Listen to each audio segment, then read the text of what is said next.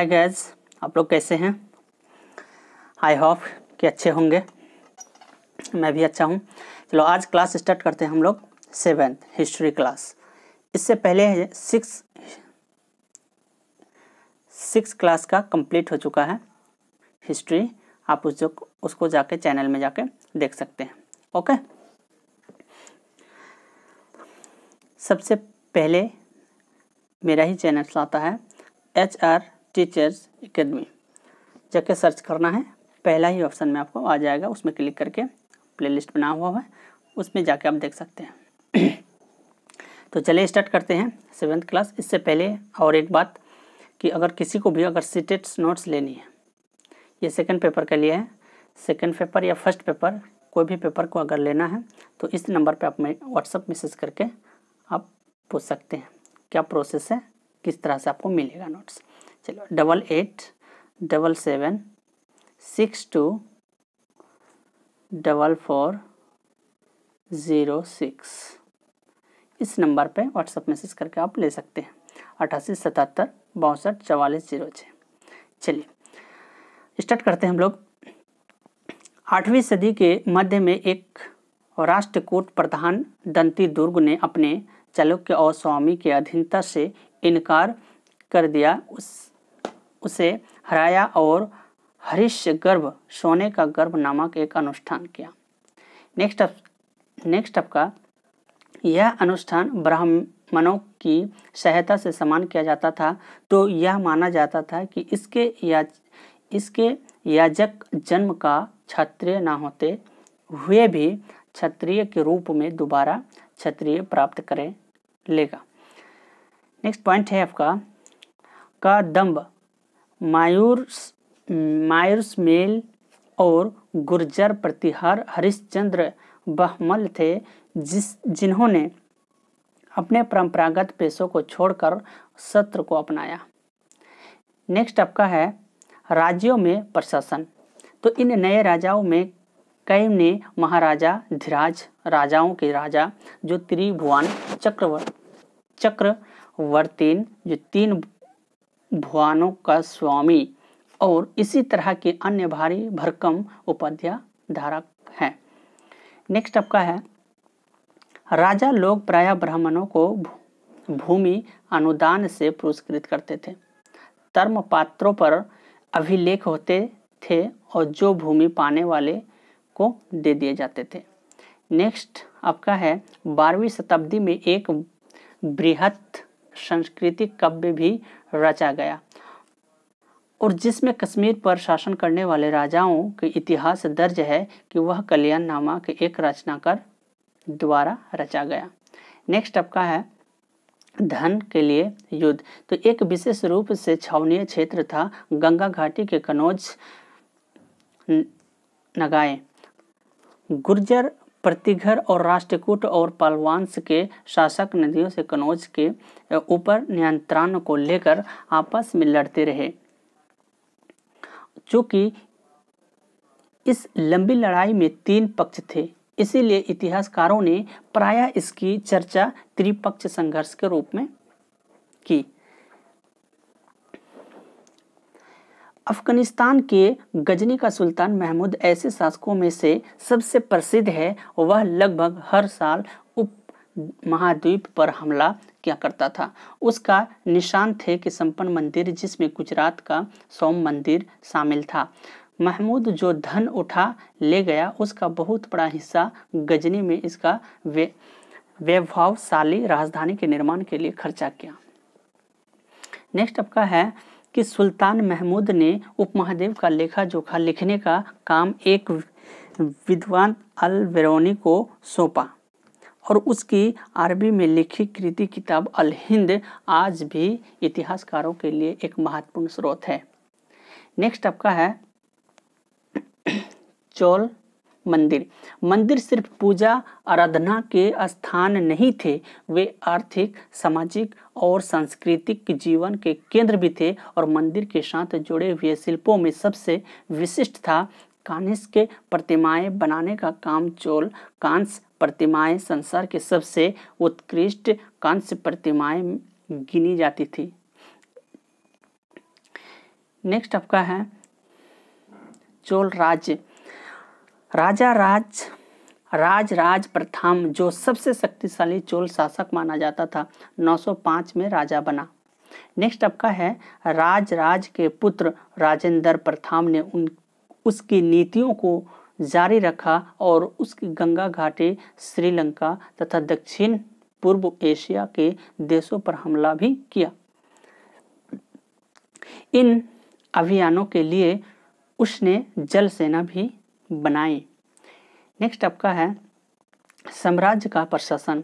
किसानों की बस्तियों उर कहलाती थी और चिंतन खेती के साथ बहुत समृद्ध हो गई थी। इसी तरह के गांव के समूह नाडो कहा जाता था और ग्रामीण परिषद का नाडो न्याय करने और कर वसूलने जैसे प्रकाशीय कार्य करते थे। नेक्स्ट आपका है वेलाल जाति के धनी किसानों को केंद्रीय चोल सरकार की देखरेख में नाडो के काम काज के अच्छा खासा नियंत्रण हासिल था। उसमें से कई धनी स्वामी को चोल राजाओं के सम्मान के रूप में मुवेदवेलन 3 राजाओं को अपनी सेवा प्रदान करने के लिए वेलन किसान या फिर अराइयार प्रधान जैसी उपलब्धियां दी और उसे केंद्र के महत्वपूर्ण राज के पद सौंप दिए। आपका नेक्स्ट है कि भूमि के प्रकार। भूमि के प्रकार विल्लन वगाई गैर ब्राह्मण किसान स्वामी भूमि के थे। ब्राह्मण देव जो है ब्राह्मण को उपहार में दी गई भूमि और सला भोग किसी विद्यालय के रखरखाव के लिए दिए गए भूमि। देवदान और तिरुनामटुक्कमी मंदिर के उपहार में दी गई भूमि। पल्लीचंदम जैन संस्थाओं को दान दी गई भूमि। नेक्स्ट आपका नेक्स्ट पॉइंट है कि नरगम के नाम से यज्ञ व्यापारियों के संघ भी अक्सर शहरों में प्रशासनिक कार्य करते थे। आपका नेक्स्ट चैप्टर है नेक्स्ट चैप्टर्स आपका अध्याय 2 चैप्टर्स नेम है दिल्ली के सुल्तान। चलिए 13वीं सदी के आरंभ में दिल्ली सल्तनत की स्थापना हुई और इसके साथ दिल्ली एक ऐसी राजधानी में बदल गई जिसका नियंत्रण इसी उपमहाद्वीप के बहुत बड़े क्षेत्र में फैला था। नेक्स्ट पॉइंट है आपका हालांकि अभिलेख सिखों और स्थापत्य के माध्यम से काफ़ी सूचना मिलती है कि मगर यह भी महत्वपूर्ण वे इतिहास और तवारीख है जो सुल्तानों के शासनकाल के प्रशासनिक भी भाषा फारसी में लिखे गए थे।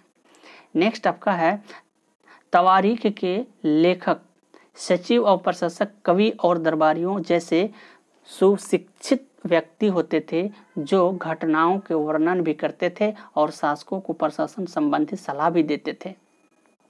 नेक्स्ट पॉइंट है आपका तारीख के लेखक नगरों में रहते थे और गांव में शायद हो कभी रहते थे।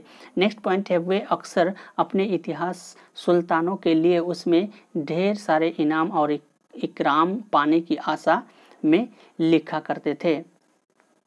नेक्स्ट पॉइंट है आपका ये लेखक अक्सर शासकों को जन सिद्ध अधिकार और लिंग भेद पर आधारित आदर्श समाज व्यवस्था बनाए रखने की सलाह देते थे।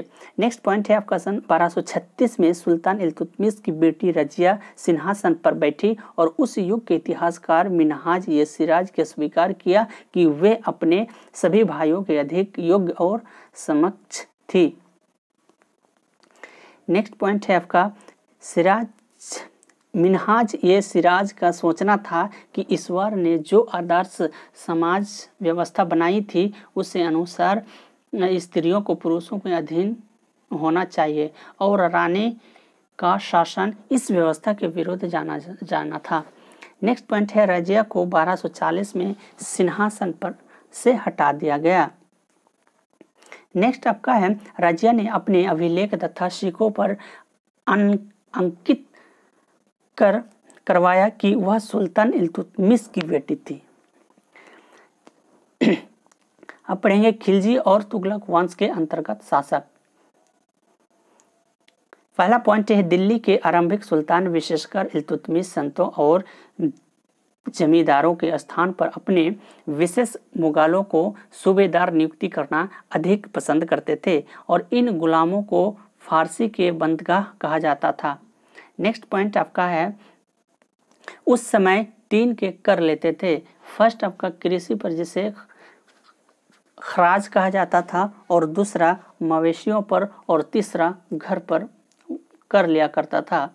नेक्स्ट पॉइंट है आपका तुगलक वंश के बाद 1526 तक दिल्ली तथा आगरा में सैयद और लोधी वंशों का राज रहा।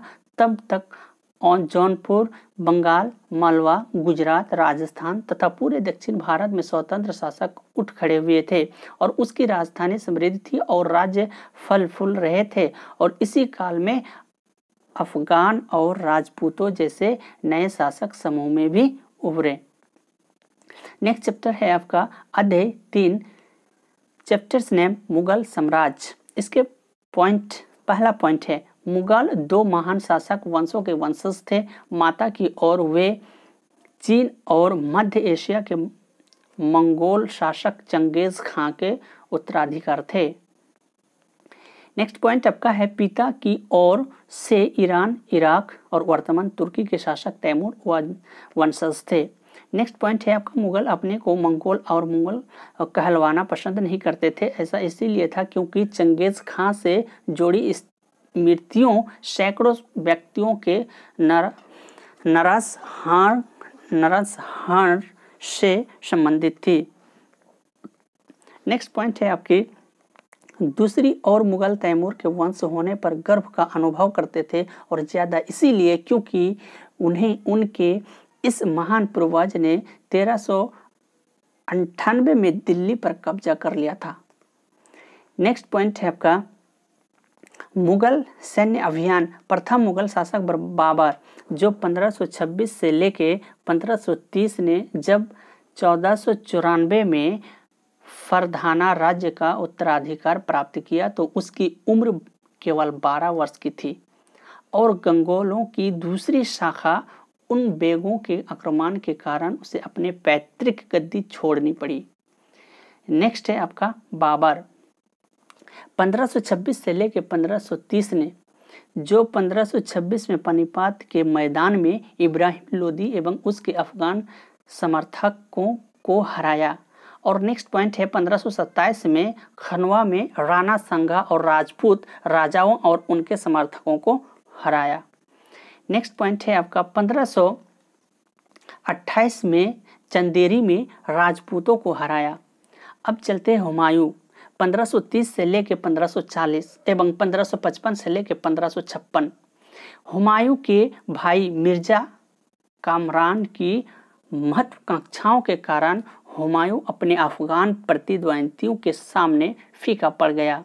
नेक्स्ट आपका है शेर खान ने हुमायूं को 2 बार हराया और 1539 में चौसा में 1540 में कन्नौज में इन प्रजाओं ने उसे ईरान की ओर भगाने पे मजबूर कर दिया।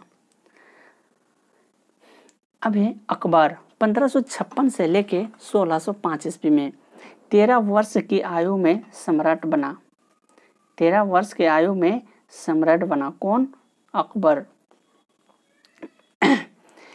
नेक्स्ट है आपका 1556 से 1570 के मध्य अकबर अपने संरक्षण बेगम खान और अपने घरेलू कर्मचारी से स्वतंत्र हो गया और उसने सूरी और अन्य अफगानों को अपने सौतेले भाई मिर्जा हाकिम और उन बेगों के विद्रोह को दबाने के लिए सैन्य अभियान चलाए। नेक्स्ट पॉइंट है आपका 1568 में सिसोदियों की राजधानी चित्तौड़ और 1569 में रणथंभौर पर कब्जा कर लिया गया और 1570 और 1585 में मध्य गुजरात के विरोध सैनिक अभियान चलाए। उसके बाद 1585 से लेकर 1605 में मध्य अकबर के सम्राट का विस्तार हुआ और उत्तर पश्चिम में अभियान चलाए गए। नेक्स्ट पॉइंट है आपका मुगल ज्येष्ठाधिकार के नियम में विश्वास नहीं रखते थे और उसमें ज्येष्ठ पुत्र अपने पिता को राज्य पर उत्तराधिकार दिया। नेक्स्ट पॉइंट है आपका मनसबदार। तो मुगलों की सेवा जाने और नौकरशाह मनसबदार कहलाते थे। और नेक्स्ट पॉइंट है मनसबदार शब्द का प्रयोग ऐसे व्यक्तियों के लिए होता था जिन्हें मनसब यानी कोई सरकारी हैसियत अथवा पद मिलता था। अब पढ़ेंगे अकबरनामा और आईने अकबारी। यह पुस्तक अबुल फजल ने अकबर के शासनकाल के इतिहास के बारे में 3 जिल्दों में लिखी गई। शीर्षक था अकबरनामा। नेक्स्ट पॉइंट है आपका पहली जिल्द में अकबर के पूर्वजों का बयान है, दूसरी अकबर के शासनकाल की घटनाओं का वर्णन देती है, तीसरी जिल्द आईने अकबारी है। इसमें अकबर के प्रशासन और घराने, सेना, राजस्व और साम्राज्य के भूगोल का ब्यौरा मिलता है। चैप्टर्स आपका 4th शासक और इमारतें। कुतुब मीनार और कुतुबुद्दीन ऐबक ने लगभग बनवाया था और इसके छज्जे के नीचे अभिलेखों की 2 पट्टियां हैं। ये अभिलेख अरबी में है। नेक्स्ट पॉइंट है आपका जो 7वीं और 10वीं शताब्दी के मध्य वस्तु को भवनों में और अधिक कमरे, दरवाजे और खिड़कियां अभी भी 2 ऊर्ध्वाधर खंभों के आर पार एक अनुप्रस्थ सह तीर रहकर बनाए जाते थे और वास्तुकला की यह शैली अनुप्रस्थ टोडा निर्माण कहलाती थी। नेक्स्ट पॉइंट है आपका 8वीं से 13वीं शताब्दी के बीच मंदिरों और मस्जिदों, मकबरों और सीढ़ीदार कुओं जो से वावड़ी से जोड़े भावनाओं में निर्माण में इस शैली का प्रयोग करता था। ये वावड़ी का मतलब होता है कुआं। पहले कुआं से पानी निकाला जाता था। ओके, अभी तो कुआं सब बंद हो गया, उसी को हम बावड़ी कहेंगे। तंजावुर के राजेश्वर मंदिर का शिखर उस समय के मंदिरों से सबसे ऊंचा था और इसका निर्माण आसान नहीं था क्योंकि उस समय के नहीं थे और शिखर के शीर्ष पर जो 90 टन का पत्थर ले जाना मुश्किल काम था और इसके लिए वास्तुकारों ने 4 किलोमीटर लंबा चढ़ाईदार रास्ता बनवाया और जिसे मंदिर बनवाने के बाद तोड़ दिया गया। नेक्स्ट पॉइंट है आपका आज भी मंदिर के पास के एक गांव चारुपल्लाम कहा जाता है जिसका अर्थ होता है चढ़ाईदार रास्ते का गांव। नेक्स्ट पॉइंट है 12वीं शताब्दी में 2 प्रौद्योगिकी एक शैली संबंधी परिवर्तन दिखाई पड़ने लगे थे। नेक्स्ट पॉइंट है आपका दरवाजे और खिड़कियों के ऊपर की अधिक रचना भार कभी कभी मेहरबाओं पर डाल दिया जाता था और वास्तुकला का यह चापाकार रूप था। नेक्स्ट पॉइंट है निर्माण कार्य में चूना पत्थर सीमेंट का प्रयोग बढ़ा दिया गया। अब पढ़ेंगे हम लोग मंदिरों, मस्जिदों और हौजों का निर्माण। तो राजेश्वर मंदिर का निर्माण राजा राजदेव ने अपने देवता राजेश्वराम की उपासना हेतु किया था। नेक्स्ट है आपका फारसी दरबारी इतिहासकारों ने सुल्तान का वर्णन अल्लाह की परछाई के रूप में हुआ था। नेक्स्ट पॉइंट है दिल्ली के एक अभिलेख जो मस्जिद से पता चलता है कि अल्लाह के अलाउद्दीन को शासक इसीलिए चुना था क्योंकि उसमें अतीत के महान और विधिताओं जैसे मूसा और सुलेमान की विशेषताएं मौजूद था। नेक्स्ट पढ़ेंगे आप सुल्तान इल्तुतमिश ने दिल्ली ये कुहान के एकदम निकट एक विशाल तालाब का निर्माण करके व्यापक संपन्न प्राप्त किया और इस विशाल जलाशय को हौज-ए-सुल्तानी अथवा राजा का तालाब कहा जाता था। नेक्स्ट पढ़ेंगे हम लोग मंदिरों का नष्ट होना। तो 9वीं शताब्दी के आरंभ में जब ये पत्रयान राजा श्रीनगर राजा श्रीमार और श्रीवल्लभ ने श्रीलंका पर आक्रमण कर राजा सेन प्रथम 831 से लेकर 851 के पराजित किया था। और उसके विषय में बौद्ध भिक्षुक व इतिहासकारों धर्मनीति ने लिखा है कि सारी बहुमूल्य चीजें वह ले गया और रत्न महल की रखी स्वर्ण की बनी बुद्धि की मूर्ति और विभिन्न मठों में रखी गई सोने की प्रतिमाएं हैं। नेक्स्ट आपका है गजनी का सुल्तान महमूद ने भारत में मंदिरों को लूटा। और उस समय सुल्तान महमूद कोई महत्वपूर्ण शासक नहीं था, लेकिन मंदिरों को नष्ट करने खास तौर पर वह सोमनाथ मंदिर और उसके एक महान इस्लामी योद्धा के रूप में श्रेष्ठ प्राप्त करने का प्रयास किया। नेक्स्ट आपका है बाग, मकबरे तथा किले। मुगलों ने अधीन वास्तुकला और अधिक जटिल हो गई। और पॉइंट आपका अपनी आत्मकथा के बाबर ने औपचारिक बागों की योजनाओं और बनाने में रुचि का वर्णन किया और अक्सर वे बाग दीवार से घिरे होते थे तथा कृत्रिम नहरों द्वारा 4 भागों में विभाजित किया था। आहिते ने स्थित है कि 4 हिस्सों के बटे होने के कारण ये 4 बाग कहलाते थे। नेक्स्ट है आपका शाहजहां के शासनकाल के दौरान सार्वजनिक और व्यक्तिगत सभा हेतु समारोह अपेक्षा दीवाने ये खास और दीवाने ये आम की योजना बहुत सर्वाधिक पूर्व बनाई गई थी और एक विशाल आंगन में स्थिल में दरबार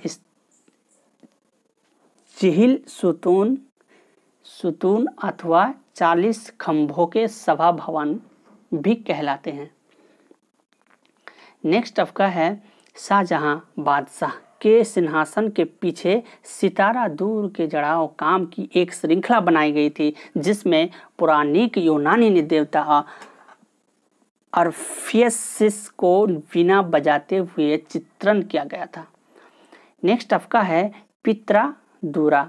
तो उत्कीर्णित संगमरमर अथवा बहुआ पत्थर पर रंगीन ठोस पत्थरों को दबाकर बनाए गए सुंदर तथा अलंकृत नमूने। नेक्स्ट पॉइंट, नेक्स्ट चैप्टर पढ़ेंगे हम लोग 5 नगर, व्यापारी और शिल्पीजन। तो प्रशासनिक केंद्र, प्रशासनिक केंद्र तो वर्ष के 12वें महीने बहने वाले कावेरी नदी इस सुंदर नगर जो तंजावुर के पास बहती है। राजा राज चोल द्वारा निर्मित राजेश्वर मंदिर की घंटियां बजती हुई सुनाई देती कि लोग नगर के वस्तुएं की कुंजर मल्लन और राज के पेरुतचंद की वास्तुकला की प्रशंसा करते हुए नहीं थकते। हमें वास्तुकार का नाम इसीलिए पता क्योंकि उसे गर्व से अपने नाम को मंदिर की दीवार पर उत्तीर्ण किया। मंदिर के भीतर एक विशाल शिवलिंग स्थापित था। नेक्स्ट आपका मंदिर, नगर और तीर्थ केंद्र। तंजावुर एक मंदिर नगर का ही उदाहरण है। मंदिर अक्सर समाज और अर्थव्यवस्था दोनों के लिए ही अत्यंत महत्वपूर्ण होते हैं। नेक्स्ट पॉइंट है आपका शासक विभिन्न देवी देवताओं के प्रति अपना व्यक्ति भाव दर्शाने के लिए मंदिर बनाते थे। नेक्स्ट आपका है कांसा, घंटा धातु और लुप्तमोम तकनीक। तो फर्स्ट पॉइंट है आपका कांसा एक मिश्र धातु है जो तांबे तथा सांगे यानी टीन के मेल से बनती है। नेक्स्ट पॉइंट है घंटा धातु रंगे का अनुपात किसी भी अन्य किस्म के कांसे से अधिक होता है। नेक्स्ट पॉइंट है आपका चोलकालीन कांस्य मूर्तियां लुप्त मोल और तकनीक से बनाई जाती थी और इस प्रवृत्ति के अंतर्गत सर्वप्रथम गोम की एक प्रतिमा बनाई जाती थी और इसमें चिकनी मिट्टी की पूरी तरह लेप कर सूखने के लिए छोड़ दिया जाता था और जब वह पूरी तरह सूख जाती थी तो उसे गर्म करके एक छोटे से छेद के द्वारा मोम निकाल दिया जाता था तथा उसके अंदर पिछली धातुओं भर दी जाती थी। जब वह धातु ठंडी होकर ठोस हो जाती थी चिकनी मिट्टी अवस्था को सावधानी हटा दिया जाता था और उसमें निकली प्रतिमा को साफ करके चमका दिया जाता था। नेक्स्ट पॉइंट है, नगरों में आमतौर पर मंडपिका, जिसे मंडी कहते हैं, होती थी और जहां गांव वाले अपनी उपज बेचने के लिए जाते थे, जिसे हम मंडी कहते हैं। वो जो अपना घड़ा बनाने के बाद वो क्या करते थे, मंडी में ले जाके बेच दिया करता था। तो उनमें ऐसी महिलाएं थी जहां दुकानें और बाजार थे और जिन्हें हट कहा जाता था। नेक्स्ट है, नगरों में शिल्प।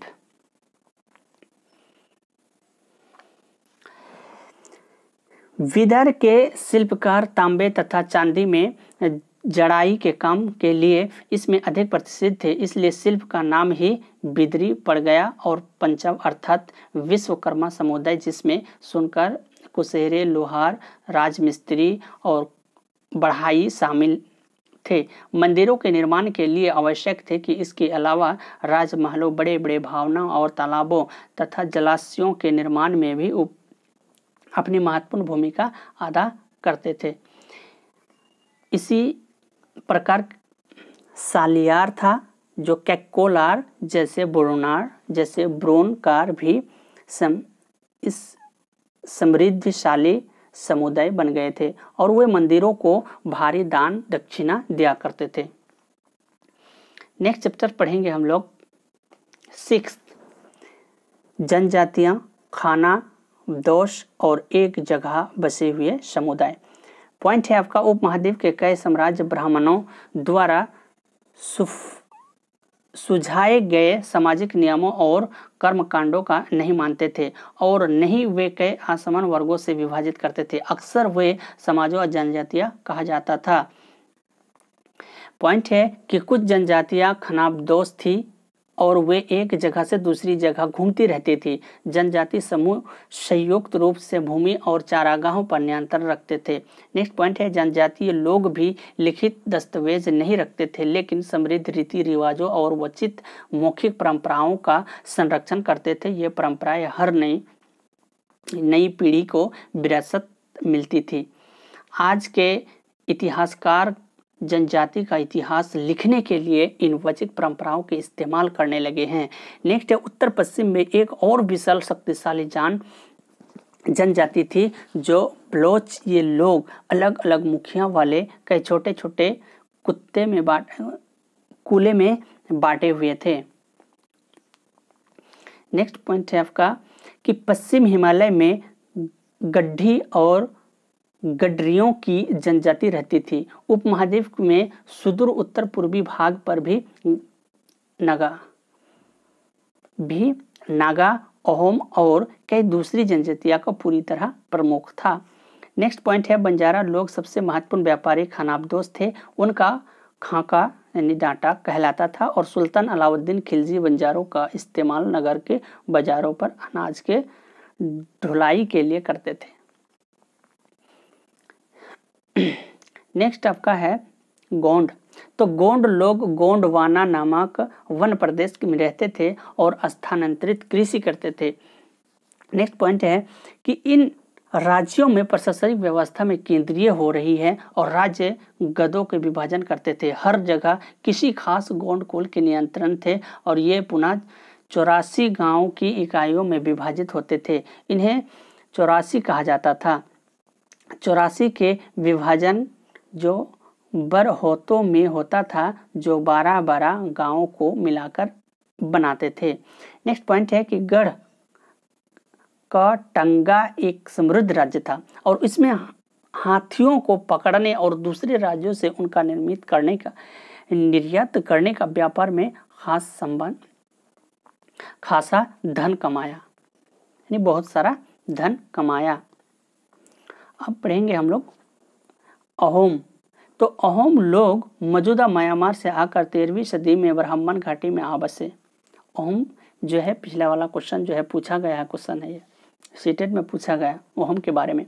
तो उन्हें भूस्वामी लोगों को पुरानी राजनीतिक व्यवस्था का दमन करके नए राज्य की स्थापना करना था।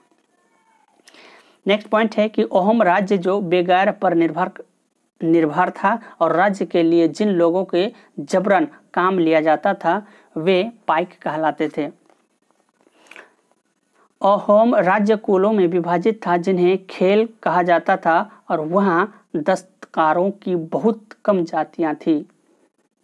नेक्स्ट चैप्टर है आपका अध्याय 7 क्षेत्रीय संस्कृति का निर्माण, चेर और मलयालम भाषा का विकास। पॉइंट है आपका महोदयपुरम का चेर राज्य प्रायद्वीप और दक्षिण पश्चिमी भाग में जो आज के केरल राज्य का एक हिस्सा है 9वीं शताब्दी में स्थापित किया गया। नेक्स्ट पॉइंट है संभवतः मलयालम भाषा इस इलाके की बोली जाती है और शासकों ने मलयालम भाषा एवं लिपि का प्रयोग अपने अभिलेख में किया। नेक्स्ट पॉइंट है आपका मलयालम भाषा की प्रथम साहित्य कृतियों जो प्रत्यक्ष रूप से संस्कृति की श्रेणी है। यह भी एक काफ़ी रोचक तथ्य है कि 14वीं शताब्दी का एक ग्रंथ लीला तिलकम जो व्याकरण और काव्य शास्त्र विधायक है मणिप्रवलम शैली में लिखा गया है। मणिप्रवलम का अर्थ होता है हीरा और मूंगा। ओके, नेक्स्ट है आपका कथक नृत्य शैली उत्तर प्रदेश के अनेक भागों में जुड़ी है। कथक शब्द कथा से निकला है। नेक्स्ट पॉइंट है आपका बहुत से ऐसे नृत्य रूपों में जिसे लोग नृत्य की श्रेणी में रखा गया वे विशिष्टताएं पाई जाती हैं कि उन्हें शास्त्रीय रूपों में विशिष्ट लक्षण बताया गया। यद्यपि जो शास्त्रीय विशेष का प्रयोग उन वाला रूपों में सर्वश्रेष्ठ रोचक हो सकता है फिर भी यह हमेशा शब्द सही नहीं होता। अन्य नृत्य रूप से जिन्हें इस समय शास्त्रीय माना जाता है वे निम्नलिखित इस तरह के हैं। भरतनाट्यम तमिलनाडु में बोली जाती है, कथकली केरल में बोली जाती है, उड़ीसा बोली जाती है, कुचिपुड़ी आंध्र प्रदेश में बोली जाती है और मणिपुरी मणिपुर में बोली जाती है। ओके, अध्याय पढ़ेंगे हम लोग 8। 18वीं शताब्दी नए राजनीतिक गठन और 18वीं शताब्दी में भारत। पॉइंट है आपका 1707 ईस्वी में औरंगजेब की मृत्यु के पश्चात मुगल सत्ता कमजोर पड़ गई और औरंगजेब ने अपने शासनकाल के दक्कन में एक लंबी लड़ाई लड़ते हुए साम्राज्य के सैन्य और वित्तीय संसाधनों में बहुत अधिक खर्च कर दिया गया। नेक्स्ट पॉइंट है आपका इस आर्थिक व राजनीतिक संकट के दौर में 1739 ईस्वी में ईरान के शासक नादिर शाह ने दिल्ली पर आक्रमण किया और नादिर शाह आक्रमण के बाद अफगान शासक अहमद शाह अब्दाली के आक्रमण को सिलसिला शुरू कर दिया। नेक्स्ट पॉइंट है आपका उसने 1748 ईस्वी में 1761 के बीच उत्तर भारत में 5 बार हमला किया और फारूक शेर और आलमगीर द्वितीय की हत्या कर दी गई और अहमद शाह और शाह आलम द्वितीय के अभिजनों अंधा कर दिया गया था। नेक्स्ट 18वीं शताब्दी के अवध बंगाल और हैदराबाद जैसे क्षेत्रों का उदय हुआ। अवध और संस्थापक शहादत खां बंगाल का मुर्शिद कुली खां हैदराबाद का अफगानिस्तान जहां था आसफ जहां था। नेक्स्ट पॉइंट है आपका हैदराबाद। निजाम उल मुल्क अशफाक जहां 1724 से लेकर 48 मुगल बादशाह फारूक शेर के दरबार में एक अभिजात था जिसने हैदराबाद राज्य की स्थापना की थी। नेक्स्ट आपका है हैदराबाद राज्य पश्चिम की ओर मराठों और विरोध जो मराठी क्षेत्र के स्वतंत्र तेलुगु सेना नायक के साथ समृद्ध करने में संलग्न रहता था।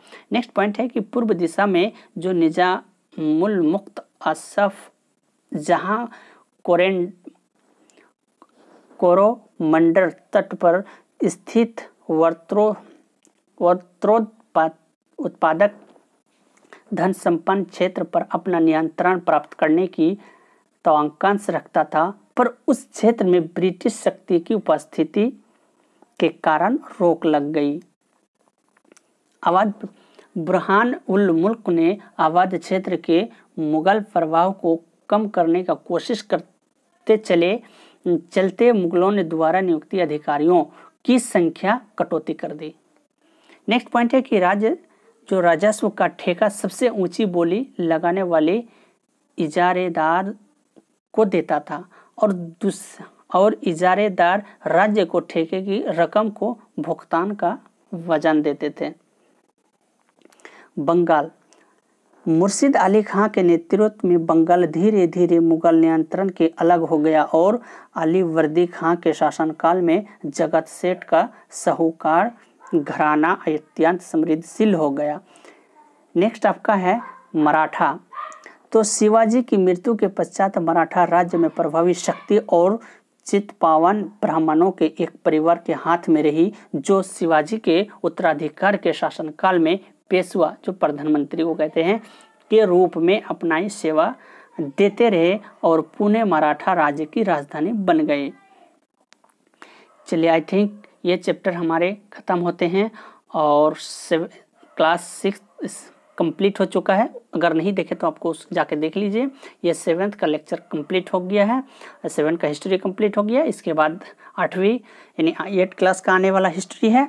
और जिसको भी नोट्स लेनी है, सीटेट्स कंप्लीट नोट्स, बीटेट की और ईपीटेट्स की, किसी को भी अगर कंप्लीट नोट्स लेनी है तो इस नंबर पे व्हाट्सएप मैसेज करके आप ले सकते हैं। क्या प्रोसेस है, कैसे मिलेगा? 500-600 पेज की आपकी नोट्स मिलेगी, पूरी कंप्लीट नोट्स सीटेट की। Okay, thank you.